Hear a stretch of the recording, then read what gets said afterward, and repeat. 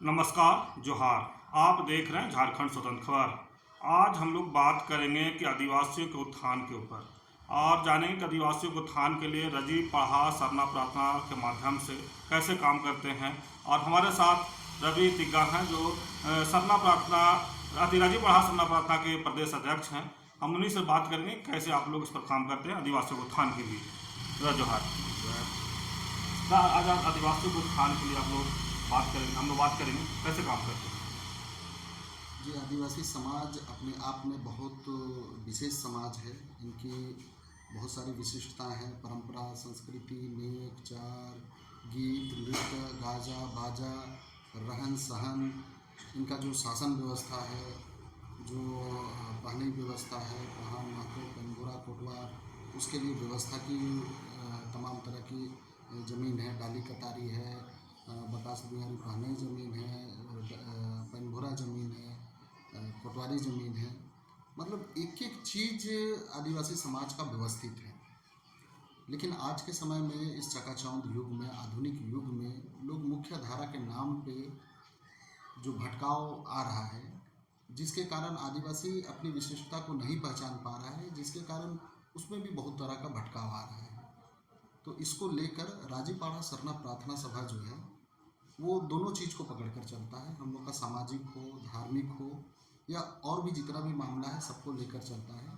इसमें हम लोग विशेष रूप से लोगों को एक जगह इकट्ठा होने के लिए हम लोग प्रेरित करते हैं।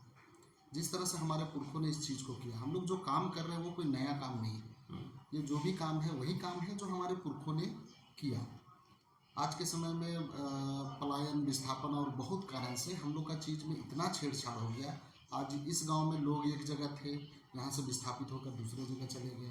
उनका बहुत सारा व्यवस्था यहाँ पर था, वहाँ जाने के बाद कई लोगों से मिक्स हो गए, उनका अपना चीज़ छूट गया, दूसरे का चीज़ को वो लोग अपना लिए। तो इस तरह से बहुत तरह से छीन बीन होने की वजह से अपनी चीज़ों से भी भटके और बहुत सारा चीज़ से भटकते चले गए। तो राजीपाड़ा सरना प्रार्थना सभा जो है, वो एक एक लोगों को सरना धर्म कहने का मतलब, लोग जो और भी जो धर्म है इसी तरह से सोच लेते हैं, जिस तरह से हिंदू, मुस्लिम, सिख, ईसाई, बौद्ध, जैन।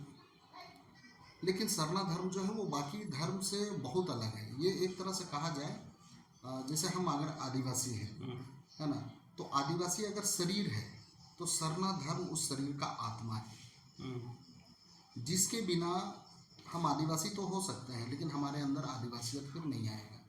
लेकिन जहाँ सरना धर्म जुड़ जाता है तो हमारे पुरखों का जो सोच विचार है, प्रकृति के साथ जो लगाव है, प्रकृति का आभार प्रकट करने का जो उनका प्रवृत्ति है, ये तमाम चीज़ उसमें आ जाता है। और जन्म, विवाह, मृत्यु, एक एक संस्कार जो है वो इससे जुड़ा हुआ है। तो हम लोग उन चीज़ों से लोगों को जोड़ते हैं। किसी भी समाज का सर्वांगीण विकास होने के लिए हर चीज़ चाहिए, लेकिन अगर उसका ज़मीर मर जाए, उसका अस्तित्व खत्म हो जाए, अपने इतिहास को नहीं जाने, अपने आप को अगर नहीं पहचाने, तो वो निश्चित रूप से अपना विकास नहीं कर सकता है। तो उसके लिए उसको अपना इतिहास, अपना जो गौरवपूर्ण इतिहास है, अपने पुरखों का जो गौरवपूर्ण इतिहास है, उसको जानना जरूरी है। तो ये राजीपाड़ा सरना प्रार्थना सभा उसी तरह का काम करती है। यहाँ पर अगर देखा जाए तो अभी से नहीं, बहुत पहले से बहुत तरह का संगठन काम करते हैं। वो कुछ मुद्दे को लेकर कुछ संगठन बन गया। तो इस तरह से संगठन तो बनते हैं, लेकिन इससे समाज में एकजुटता नहीं आ रहा था। लोगों में इसमें भी भटकाव आ रहा था कि हम तो इस संगठन के हैं, हम तो इस संगठन के हैं, हम तो इस समिति के हैं, मेरा मुद्दा तो बस यही है। इसी तरह से वो लोग बढ़ते चले जा रहे थे। लेकिन ये राजीपाड़ा सरना प्रार्थना सभा जो है वो लोगों को दिल से जोड़ता है, अपने पुरखों की जो व्यवस्था है उससे जोड़ता है। हमारे पुरखा भले दिन भर काम किए, लेकिन शाम में जैसे ही आते थे वो अखाड़ा में मांदर लेके निकलते थे। अपना तमाम गीत को वो लोग गाते थे। अपना मतलब हम लोग के साथ क्या हो रहा है उसको गीत के माध्यम से वो लोग बखान करते थे। हमारा गीत जिंदा था, हमारा मांदर जिंदा था, हमारा अखाड़ा व्यवस्था जिंदा था। मतलब किसी के साथ किसी तरह का दुख तकलीफ कुछ भी हो, हम लोग को मतलब रोज़ उन लोगों को पता चलता था और उसका निराकरण होता था। आज के समय में लोग मिलना जुलना कम हो गया, एक जगह बैठ नहीं पा रहे हैं, व्यवस्था से अलग हो गए।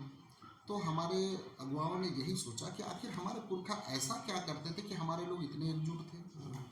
आज के समय में तो लोग पढ़ लिख रहे हैं, लोग हर के पास कलम है, किताब है, कॉपी है ना, मोबाइल है, लेकिन उसके बाद भी हम लोग जुट नहीं पा रहे हैं। उस समय ना मोबाइल था, ना किताब कॉपी था, ना इतना गाड़ी घोड़ा था, उसके बाद भी लोग इतना अच्छा संगठित रहते थे, एकजुट रहते थे। और जो इस गांव के लोग जान रहे हैं, अगला गांव के लोग भी उस चीज़ को जान पाते थे। तो इस तरह से संचार व्यवस्था भी इतना मजबूत था। तो ऐसा कैसे? तो हमारे अगुवाओं ने देखा कि हमारे बाप दादा पुरखा बाकी दिन जितना भी मेहनत कर ले, लेकिन सप्ताह का एक दिन बृहस्पतिवार का दिन, उस दिन हमारे बाप दादा ना हार कोड़ी करते थे, ना बेटी विदा करते थे। उस दिन सीधा सीधी ऊपर वाला जो बिना मांगे हमें हर कुछ देता है ना, उसका आभार प्रकट करते थे। साथ ही अपने मवेशी जिसको वो लोग सप्ताह भर उनसे काम लिए होंगे, उनको भी रेस्ट देते थे। और उस दिन वो लोग अपने ऊपर कोई समय नहीं बिताते थे कि मतलब हम अपना शरीर के लिए या अपना पेट के लिए लगे रहे, वैसा नहीं। वो लोग सीधा सीधी, जिसको हम लोग चालायु धर्म सिंह बोलते हैं, उनको याद करके वो अपने अंदर मतलब एक तरह से आध्यात्मिक रूप से अपने आप को मजबूत करते थे। तो इसी बिफे का दिन को जब प्रचार प्रसार किया गया कि जिस तरह से हमारे पुरखा बिफे को ना हार कोड़ी करते थे, ना बेटी विदा करते थे, ताकि हम लोग उस दिन जमा हो पाए, तो हम लोग अपने पुरखों की राह पर चलते हुए इस बृहस्पतिवार को हम लोग को जमा होना चाहिए। तो सब लोग फिर आधा घंटा के लिए ही सही, 1 घंटा के लिए ही सही, बृहस्पतिवार को जमा होने लगे। तो जमा होते होते अब वो लोग अपने गांव घर टोला मोहल्ला के लोगों से मिलने लगे, उनके दुख दर्द को जानने लगे, उसके काम आने लगे, है ना। कोई अब अपने आप को अकेला महसूस नहीं कर रहा है। होता है कि जैसे कहा जाता है, मन के हारे हार, मन के जीते जीत। तो हमारे लोग मन से हारे हुए थे, अपने घर के परेशानी से, अगल बगल के परेशानी से हारे हुए थे। लेकिन इस माध्यम से लोग अपने मतलब मन से एक तरह से मनोबल उनका बढ़ा, है ना, मन से वो लोग जीतने लगे, तो वो लोग ये करने लगे। और हम लोग इस माध्यम को इसलिए हम लोग पकड़े, धार्मिक मामला जो है, इसमें लोग अपने आप को बखूबी जान पाते हैं। आज अगर मान लेते हैं, अगर हम अपने आप को जान रहे हैं, बोलेंगे तो हम इस रूप में जानते कि कोई हमको बोलता रे रवि अच्छा आदमी है, कोई बोल देता रे रवि बहुत खराब आदमी है, कोई खराब बोला तो हम मान लिए कि हम खराब हैं, कोई अच्छा बोला मान लिए हम अच्छा है। लेकिन हम सही में क्या है वो कब जानेंगे? तो जब हम लोग सरना में इकट्ठा होते हैं और वहाँ हम लोग 5 मिनट 10 मिनट आंख बंद करके जब चिंतन मंथन करते हैं, तो हम अपने आप को अपने अंदर से जो हम एक्चुअल में है उस चीज़ को हम लोग जान पाते हैं, चिंतन मंथन कर पाते हैं। तो उसके बाद किसी भी काम को करते हैं तो उसमें निखार आता है। तो आज हम लोग अपने लोगों को इसी चीज़ के माध्यम से कि आप अपने आप को जानें, अपनी चीज़ों को जानें, और वहाँ फिर जैसे एक भजन जो होता है, भजन के माध्यम से हम लोग अपने चिंता फिक्र या जो भी चीज़ है उसको हम लोग दूर करते हुए चालायु धर्मेश बाबा के साथ हम लोग कनेक्ट होते हैं। उसके बाद जब वहाँ प्रवचन होता है, तो प्रवचन के माध्यम से हमें अपने धर्म समाज परंपरा संस्कृति की तमाम चीज़ों को हम लोगों को जानकारी दिया जाता है। तो हम अंदर से भी मजबूत होते हैं और बाहर से भी जो अच्छी अच्छी जानकारी जो हम लोग को अगुवा लोग के माध्यम से मिलता है, तो उससे लोग एक सही समाज के सही व्यक्ति के रूप में निखर कर सामने आते हैं। तो इस तरह से हम लोग समाज को हम लोग जगा रहे हैं। एक बात और इसमें है कि समाज के सर्वांगीण विकास के लिए बहुत लोगों के द्वारा ये कहा जाता है कि केवल भजन प्रार्थना विनती से समाज थोड़ी जागेगा, शिक्षा भी चाहिए, नशा उन्मूलन भी चाहिए, आर्थिक मजबूत भी चाहिए, आर्थिक मजबूती भी चाहिए, ये तमाम स्वास्थ्य भी चीज़ चाहिए। बिल्कुल सारा चीज़ चाहिए। और सही बात है, बिना सर्वांगीण विकास के लिए ये तमाम चीज़ तो चाहिए, है ना। तो जिस तरह से हम लोग एक पेड़ को देखते हैं, वो पेड़ हम लोग उसको बहुत बढ़िया पेड़ हम लोग कब बोलेंगे? जब वो बहुत अच्छा से बढ़े, उसमें बढ़िया डाली हो, तो हरे भरे पत्ते हों, उसमें फूल लगे हों, उसमें फल लगे हों, है ना, तो उस पेड़ को हम लोग बढ़िया फल बोलेंगे, बढ़िया पेड़ बोलेंगे। लेकिन उस पेड़ को उस बढ़िया करने के लिए क्या हम लोग पत्ता में पानी डालते हैं? क्या हम लोग फूल में पानी डालते हैं? क्या हम लोग फल में डालते हैं? नहीं, उसके लिए हम लोग कहाँ पानी डालते हैं? जड़ में। जब हम लोग जड़ में पानी डालते हैं तो वो पानी तना में भी जाता है, वो डाली में भी जाता है, वो पत्ता में भी जाता है, वो फूल में भी जाता है, फल में भी जाता है, और पूरा पेड़ हरा भरा दिखता है। तो ये राजीपाड़ा सरना प्रार्थना सभा आदिवासी समाज का जो जड़ है, जो नींव है, उसी को सींचने का काम करता है। आज सरना प्रार्थना सभा के माध्यम से जब हम लोग इस तरह से काम कर रहे हैं, तो जो सरना प्रार्थना सभा से जुड़ा वो तमाम जो आदिवासी समाज का कुरीति या समस्या है उस सबसे मतलब अपने आप को उबार पाए। जैसे ही प्रार्थना सभा से जुड़ता है वो समाज के साथ कनेक्ट हो जाता है, प्रार्थना सभा के साथ जुड़ता है वो नशापान से मुक्त हो जाता है ना, क्योंकि वो धर्म से जुड़ गया, अपना आस्था से जुड़ गया, वो नशा से दूर हो जाता है, एक दूसरे से मिलता है तो शिक्षा के लिए वो अग्रसर होता है।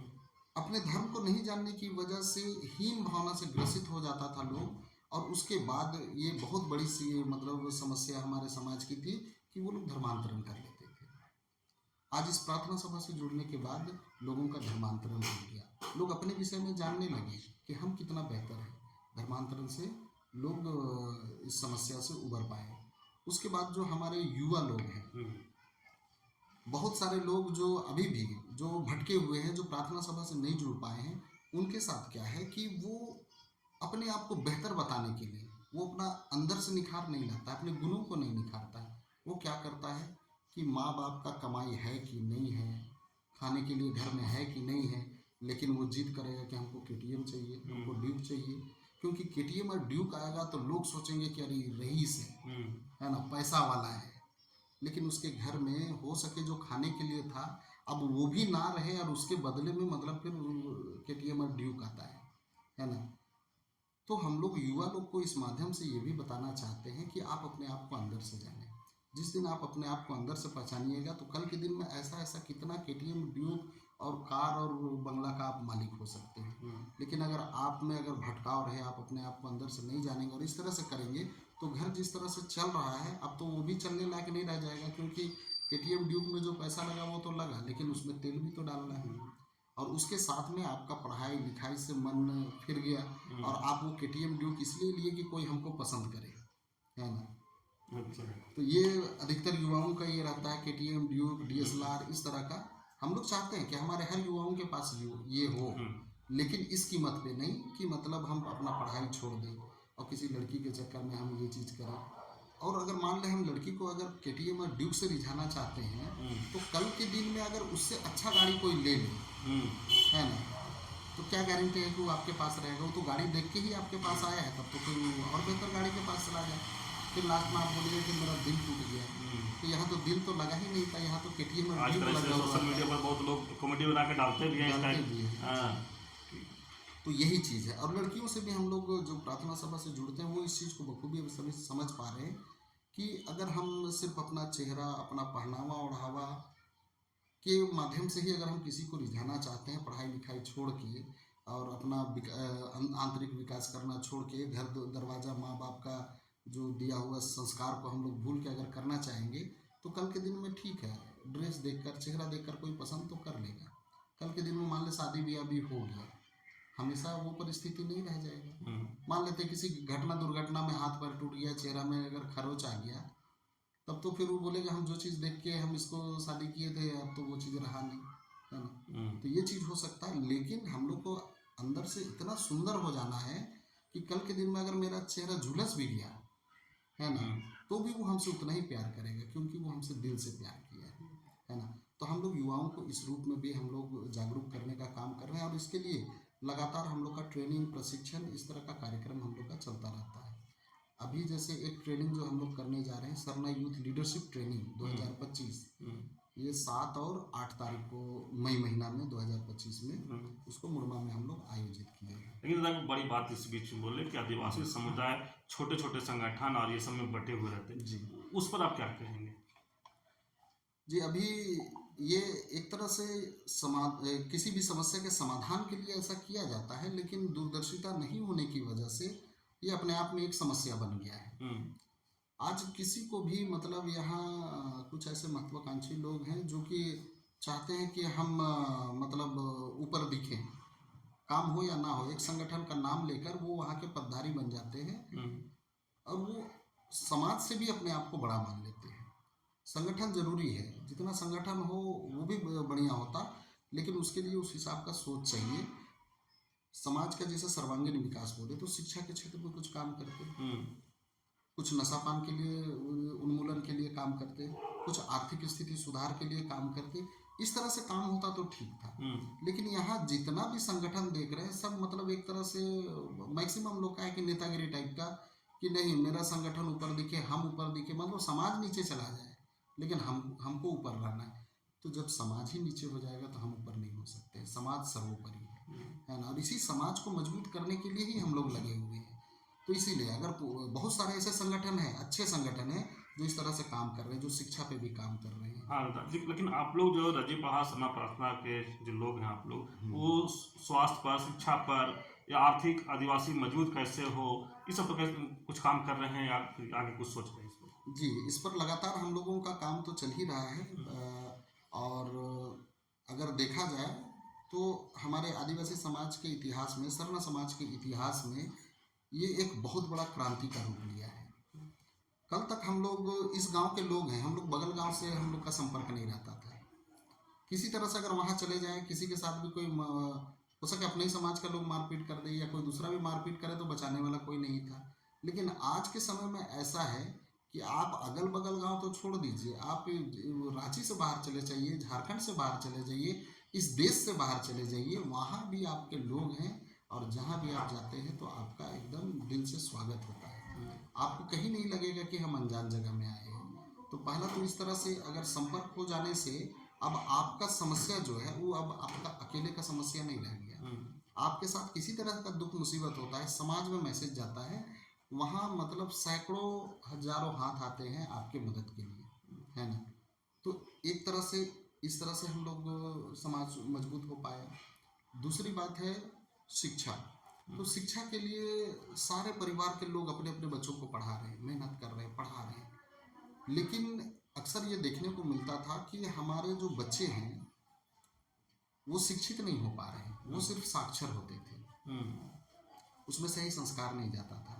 कल के दिन में जैसे केवल वो साक्षर हो गए, पढ़ लिख के बड़े हो गए, मान लेते हैं नौकरी चाकरी भी कर लिए, जरूरी नहीं है कि फिर वो पलट के अपने माँ बाप के लिए या अपने समाज के लिए काम करें या समाज के लिए काम करें। अधिकतर हम लोग को देखने को मिलता था कि जो लोग डॉक्टर इंजीनियर पढ़ लिख के बन गए, दूसरे समाज के लोग तुरंत मतलब किसी तरह से उन लोगों का धर्मांतरण करा लेते थे अच्छे लड़की को दिखाकर। तो चूंकि केवल ये साक्षर हैं, है ना, कमाने लायक हो गए हैं, एक अच्छा जो संस्कार जाना चाहिए, जो शिक्षा जाना चाहिए, है ना, वो शिक्षा वो संस्कार उनके अंदर नहीं जा पाता है। इसलिए वो लोग चकाचौंध देखकर वो लोग भटक जाते हैं और उसके लिए वो लोग माँ बाप समाज सब चीज़ को छोड़ देते हैं। हम लोग यही कहते हैं कि अगर मान लेते हैं आप 2 साल का प्यार के लिए एक लड़की के लिए अगर 20 साल 25 साल का माँ बाप को प्यार, माँ बाप का जो प्यार है अगर आप उसको भूल सकते हैं तो क्या गारंटी है कल के दिन में उससे अच्छा कोई लड़की मिल जाए 2 महीना के लिए तो आप 2 साल का प्यार को नहीं भूलिएगा। तो आपका जो सोच है वो तो फिर भटकाव वाला है ना। लेकिन आप उस माँ बाप का कदर करते हो, उस संस्कार के साथ आप जीते हैं, तो जिससे भी प्यार करते हैं, शादी करते हैं, आप उससे भी निभ पाइएगा। तो जो वैसे मतलब इस तरह से लोगों को भटका कर अगर इधर उधर ले जाते हैं तो हम लोग उनसे भी कहना चाहेंगे कि आप इसको जिस रूप में पसंद किए, है ना, आपको उसी रूप में चाहिए। लेकिन शादी करने समय ऐसा क्या हो जाता है कि उसको बदलना पड़ जाता है ना। तो फिर आपको ओरिजिनल चीज़ तो नहीं मिला, फिर तो वो डुप्लीकेट हो गया। आपको दिखाया कुछ गया, आपको मिला कुछ और, है ना। जो अपना माँ बाप का नहीं हुआ फिर वो किसी का कैसे हो सकता है ना। तो ये चीज़ है। तो धर्मांतरण जो हो रहा था, आज के समय में बहुत सारे युवा इस चीज़ को समझे और आज वो मतलब पढ़ने लिखने के बाद, नौकरी चाकरी करने के बाद भी शादी ब्याह करके वो अपने समाज से जुड़ के रह रहे हैं। तो ये अच्छी बात है। तो इस तरह से एक तरह से, और दूसरी बात है शिक्षा के लिए आज सर्व प्रार्थना सभा के माध्यम से जुड़ के बहुत सारे लोग, युवा लोग, वो लोग पहल किए और कई सर्व समाज का स्कूल आज अपने स्तर से वो लोग चला रहे हैं, जिसमें पढ़ाई लिखाई के साथ में हमारा गीत संगीत नृत्य भाषा परंपरा संस्कृति तमाम चीज़ों को पकड़ कर चल रहे हैं। और जब वहाँ से जब युवा पढ़ के निकल रहे हैं तो वो अपनी चीज़ों से जुड़े हुए होते हैं, है ना। तो इस तरह से बेहतर काम हो रहा है। और उसके बाद राजीपाड़ा सरना प्रार्थना सभा अभी पहल किया है और हम लोगों का लक्ष्य है, हम लोग का अपना स्कूल हो, कॉलेज हो, हॉस्पिटल हो, अनाथ आश्रम हो, एक एक चीज़ पर पहल हो रहा है और काम शुरू हो चुका है। अभी एक तरह से अभी तो लोगों को जोड़ने का काम हुआ, अभी धीरे धीरे आर्थिक रूप से भी हम लोग मजबूत समाज को करते हुए शिक्षा पे भी काम कर रहे हैं। नशा में बहुत ज़बरदस्त काम हुआ है। कल तक आदिवासी बोलने से ही लोगों के दिमाग में आ जाता था, ओ जो हड़िया दारू पी के दिन भर, या फिर कोई भी है तो मतलब पिया हुआ है मतलब आदिवासी हो गया, इस तरह का बात आता था। लेकिन आज अगर कहीं प्रार्थना सभा हो रहा है, सरना प्रार्थना सभा, वहाँ अगर लोग हैं तो कोई ये नहीं कह सकता है कि मतलब वो आंख बंद करके भी बोल सकता है कि यहाँ जितने लोग हैं उसमें से एक जन भी एक बूंद भी नशा का सेवन नहीं किया है। तो आज ये जो नशा का जो कलंक था ये एक तरह से दूर हो गया। तो बहुत सारी चीज़ों पे काम हो रहा है, आगे भी होगा।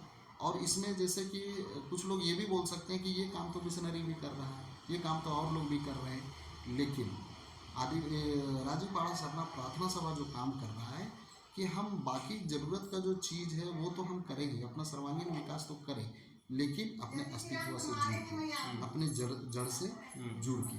जब हम मेरा अस्तित्व ही खत्म हो जाए, हम अपने आप में हीन भाव में रखने लगे और अपने आप को मतलब छिपाने के लिए अगर हम दूसरे समाज में चले जाएं, अपना बाप दादा का व्यवस्था को अगर हम लोग तुच्छ मानने लगे, तो फिर वो जिंदगी और वो जीवन का कोई महत्व नहीं है। तो हम लोग अपना अस्तित्व में रह के अपने आप को डेवलप करना चाहते हैं।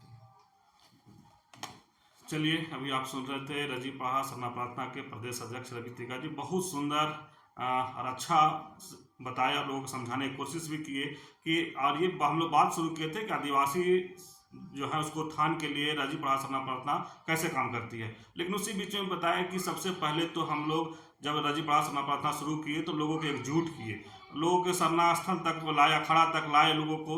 उसके बाद हम लोग नशा मुक्ति पर काम किए। जैसे पहले लोग किसी को नशा में देखते थे तो ये अमूमन सोच लेते थे कि आदिवासी होगा, पी करके ये है। लेकिन सबसे बड़ी बात है कि पहले नशा पर हम लोग काम किए कि लोग नशा ना करें आदिवासी समाज। दूसरी तो क्या है कि शिक्षा पर भी हम लोग काम कर रहे हैं, स्वास्थ्य पर भी काम करने के लिए सोच रहे हैं, या आर्थिक जो मजबूती मिले उस पर भी। लेकिन एक बड़ी बात भी कहे कि आदिवासी समाज में छोटे छोटे संगठन बना के लोग अलग हो जाते हैं, वो भी कहीं ना कहीं आदिवासियों को कमज़ोर करता है। उस पर भी एक बात और कहे कि जिस तरह से धर्मांतरण पर भी बात किए रविदा के, बोले कि धर्मांतरण भी एक ऐसा चीज़ है कि आदिवासी समाज के लोग जो पढ़े लिखे जाते हैं और अच्छे नौकरी, अच्छे शिक्षा प्राप्त कर लेते हैं, वो कहीं ना कहीं दूसरे समाज में चले जाते हैं। वो उसका भी बोले कि उस पर भी हम लोग काम कर रहे हैं, उस पर भी कुछ कहीं ना कहीं सुधार समाज में हुआ है। तो जिस तरह से लगातार लोगों को जागरूक करने का काम जो रजीपाड़ा सरना प्रार्थना के लोग कर रहे हैं, वो आदिवासी समाज के एकजुट करने का जो काम कर रहे हैं, ये बड़ी बात है। और आज के डेट में कह रहे हैं कि जिस तरह से पहले एक गांव से दूसरे गांव में जाते थे तो हम लोग का जान पहचान नहीं होता था, लेकिन आज रांची से अगर बाहर भी जाए तो जगह समस्या है, उसको भी दूर करने के लिए लोग वहाँ पर हैं। तो ये मैंने रजीपाड़ा सरना प्रार्थना के जो संगठन बना, या जो भी कहें ये लोग बनाए, वो एक बहुत आदिवासियों पर मैंने अच्छे तरीके से काम कर रहा है। ये कहें कि इसी के तहत जिस तरह से बोले कि शिक्षा पर भी काम हो रहा है, स्वास्थ्य पर भी हम लोग काम करने के लिए सोच रहे हैं। तो मैंने आदिवासियों को उत्थान के लिए लगातार इन लोग प्रयासरत हैं, कैसे हम लोग आदिवासियों को उत्थान करें। तो इस तरह खबर को देखने के लिए आप झारखंड स्वतंत्र खबर जुड़े रहिए। जोहार, नमस्कार।